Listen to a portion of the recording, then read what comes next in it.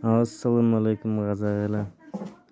Өткен айда 26 қаңтарда осы тұсқа жауын құрттардың жұмыртқасын салған болатын. Қазір ақпанның 2-сі. Нәтижені көрейік.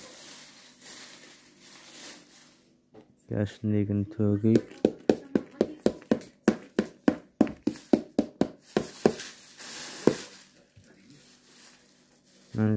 Қадыстың түбіне де жабысқапты.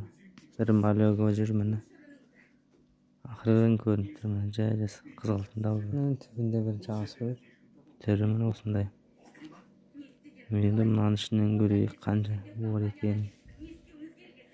Міне көріп тұрғаныңыздай бостары да бар жұмыртқаның. Енді шайындап отқандары да бар. Міне ішінде бір шыққаны бар екен міне. Жауын құрттың. Bir жоқ дегенде 6 миллиметрдей. Одан да көп шығар ұзындығы. Тағы бір өсін көрейік. Міне.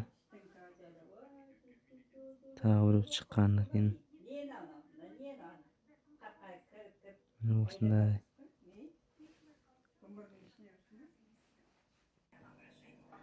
Мынау міне жұмыртқадан шайындап отқаны. Малек шығып келеді. Арлы белі жыбырлап қойды. Біздің қызыл полоскалары бар міне.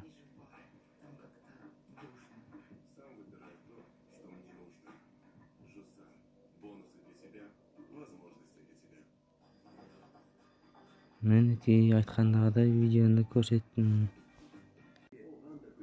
Каналға тіркеліп қолдау көрсетіп отырыңыздар.